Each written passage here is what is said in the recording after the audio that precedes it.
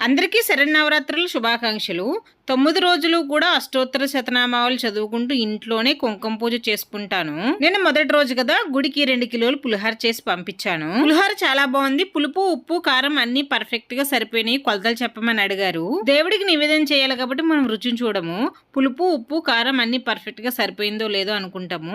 Perfect గా అన్ని సరిపోవాలంటే ఈ కొలతలు ఫాలో అయిపోండి. 2 కిలోలు బియ్యం తీసుకుంటే పావు చింతపండు, పావు పల్లీలు, 150 గ్రాములు శనగపప్పు, 50 గ్రాముల మినపప్పు, 50 గ్రాముల ఆవాల్ని సగం పొడి చేసి వేయాలి, సగం తాలింపులో వేసుకోవాలి.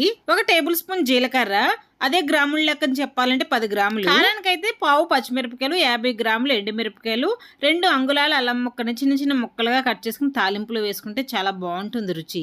3 పిడికిలు సాల్ట్ అయితే పర్ఫెక్ట్ గా సరిపోతుంది. 1 టేబుల్ స్పూన్ పంచదారని గాని బెల్లం పొడిని గాని వేసుకుంటే పులుపుని బ్యాలెన్స్ చేస్తుంది. పులిహోర రుచి చాలా బాగుంటుంది. ఇవన్నీ వేయించడానికి 1/2 లీటర్